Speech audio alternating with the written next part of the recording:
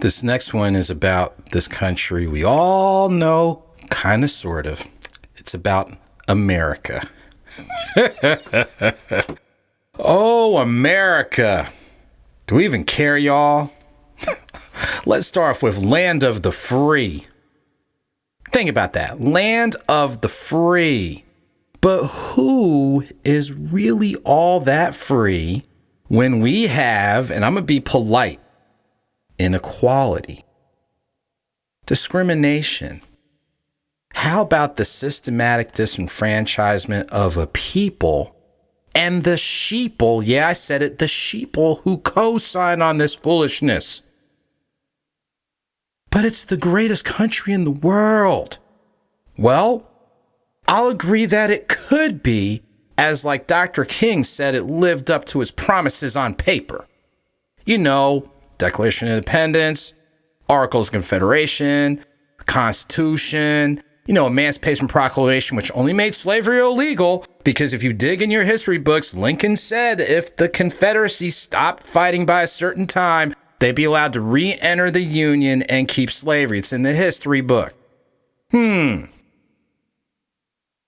you look.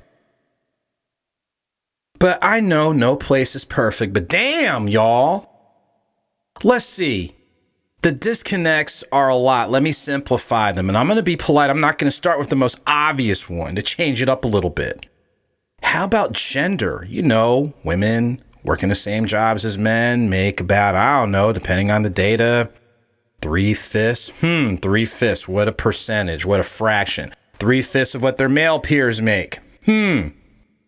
What about those who have health disparities ranging from physical health? I know we have access for what we used to call the handicapped and impaired and all that. And yes, we have it written into law, which is good. So it's on there, but it's still up to that individual to go ahead and enforce the law. And if there's selective enforcement, therein lies a problem. Oh, economics. Here's a good one. When I hear about, you people need to do such and such, well, realize us people that you called you people from 1619 to 1865, with a couple of exceptions, were considered 3/5 of a human, if at all. And think about how the economy of the South, let alone the economy of this country, was built on free labor. Well, what about people from, let's simplify it, other people from other ethnic groups came by choice. Let's simplify it. Last time I checked, folks at the motherland weren't necessarily invited to come. Oh, you were invited after being beaten upside the head, a little bit of intermingling and trading with the conquered tribes, blah, blah, blah. But we know it wasn't just a United States issue. That's a whole European issue. But I'm not going to get too deep into Eurocentrism, but I will say this. Eurocentrism, if you look it up in your own books, is about the individual. So if an individual is not like me, if I'm thinking Eurocentrically, then there's something wrong with you. And if you don't conform to me, then there's going to be a blanking problem. And yes, that mentality still exists with some of you people on the other side of the fence. Hate to be mean, that's the reality of it. But let me get back to some of these disconnects we're talking about. Just relations, because the sad thing is we know race is an artificial construct because all of us are members of the human race. But if all of us are members of the same race, why did one segment of this larger race go ahead and create a concept which is grounded in the whole, you're different from me, so there's something wrong with you, versus saying, hey, you're different from me, but what about your differences creatively and otherwise are a wonderful thing? How can I learn from you and vice versa? That's really what it's supposed to be about. But somebody didn't get the memo. And I know I'm simplifying it since 1619, but it kind of goes a little bit deeper. That'll be for another day. Let me just give you an appetizer form of it. Oh, here's one. Go back to where you came from. Well, pot, meat, kettle, because reality is the indigenous people who were basically eradicated and wiped out should be the only people to make that claim of everybody. That means just about everybody, if you are not amongst the indigenous folks that were in the continent of North America, excuse my French, y'all need to get the hell out. That's just the reality of it. But that's not, no. There were people here before it was colonized or occupied. That is the inconvenient truth that we don't want to talk about. And because we haven't talked about it, that's why we have the deeply ingrained disconnects that we have. Well, what about you people? Let me break it down to you. Don't make me break out my sociologist hat. Because in any ethnic group, if you want to talk about crime, let me squash that. In any ethnic group, in general, the victim and the perpetrator have a pre-existing relationship. Crime is based on familiarity, which means, yeah, it's true. African Americans are going to be more likely to be victimized by who? African Americans. But guess what? People of Spanish-speaking background will be what? Victimized by Spanish-speaking. And even our Caucasian colleagues, guess who's going to ransack your suburban oasis? It ain't going to be me. It ain't going to be someone who speaks a different language, which is the second largest demographic in the country. It's going to be by someone that looks like you. In fact, last time I checked, the people who represent you kind of are committing crime against y'all. But it makes the country so great. So please miss me with the go back to where you came from, because basically all of us need to get the hell out of here. Seriously, if you really want to go that deep. But since you don't want to go that deep, and we have to find ways to peacefully coexist, we have to have an honest dialogue. And an honest dialogue doesn't mean that you can't be passionate about what you believe, but you have to understand when new information is presented, you have to consider it. Cognitive dissonance has been embedded for too long, and we see the byproduct of it. So thank you to my Caucasian colleagues who choose not to subscribe to that foolishness. And thank you to others that realize talking with and listening to and figuring out where there are areas of overlap, where we can agree, allows us to have a better call to conversation. And maybe, just maybe, no, we cannot have a perfect union because we're human and we're all flawed. However, it can be a better union than what it is. We can be better than this. And if America focuses to be better than what it is, then it will truly be great. But until then, I'm not saying it doesn't have the potential for greatness, and I'm not saying it doesn't have some great things about it, because I've been a couple places and I've seen a few things.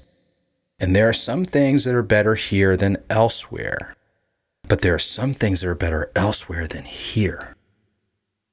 But then again, because 90% of y'all will never leave this country, you'll never know what's out there. So again, before I digress, America has the potential to be the greatest space and place here. And when America does tap into that greatness, it truly can be a great place.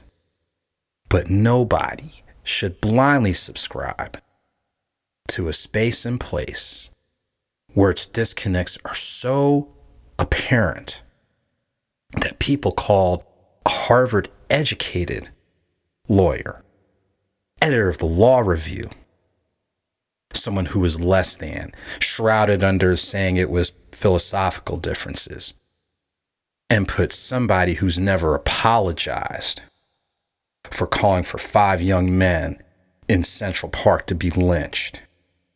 Someone who's never apologized for not paying people. Someone who never apologized for people who are U.S. citizens and throwing paper towels in their face. That example of human excrement, ladies and gentlemen, is not great. And I cannot co-sign on foolishness and duckery. But as my frat brother says, foolishness, and I'll just spell it out, Fuckery. My oh my. So as I draw this to a close, America has the potential to be the greatest. And there are times where it shows glimpses of greatness. So I will not discount those. But to go ahead and blindly say, nah, son. Nah, shawty. No, player. I will have to respectfully and fundamentally disagree. Who am I? Who am I when I reach high? When I don't lie? When I reach to my highest capacity? When I reach for love that actually matched me? Am I a peasant or royal, your majesty? Am I solid as a rocket can be stretched out like elastic? Sometimes transparent but toxic like plastic. Often in eternal war, mental Afghanistan. Because I refuse to combat my shit. He feed me the banana, then he split. Give him that chocolate fondue, then he dip. I'm chasing security, learning purity. Recognizing the queen in me and being sure of me. I'm realistic, not materialistic. Striving higher beyond statistics. And I want the D, I want it deep within me. I want the D, I want it deep within me. Because the D that I seek is dignity. I want the D, I want the dignity. I want the D.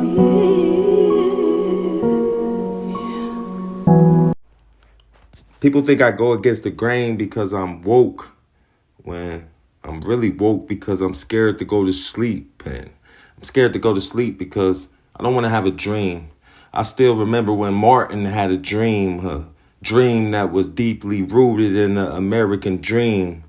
One day, the nation could rise up and live out the true meaning of its creed.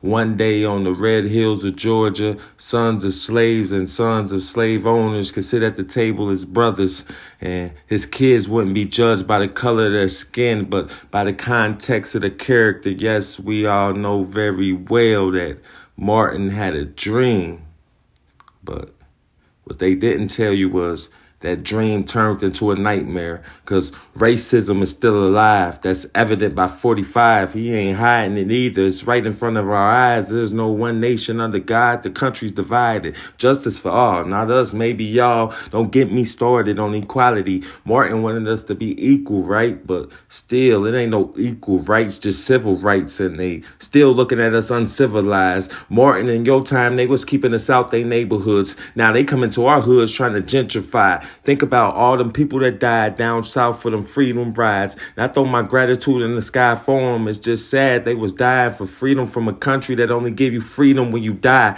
I don't want America to be great again. The ghost of Langston Hughes with me, so I'm going to say it loud. I'm going to say it black, and I'm going to say it proud. Let America be America again. Let it be the dream that it used to be, because it might have been great for y'all, but America ain't never been America to me or my peoples. I wonder if Trayvon Martin had a dream.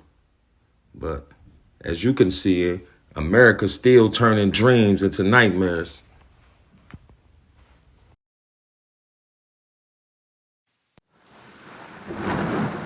I'm fighting a migraine. News bulletins of shootings all over my mind, overwhelmed spaz. Message money gang Mikey, panic praying, not my last. We need help solving these issues. I'm sick of MFs watching me to see what I'm gonna do. Get off your butt and do what you need to. Black Lives Matter really, but you too scared to share a post. Too scared to join a cause, won't even promote.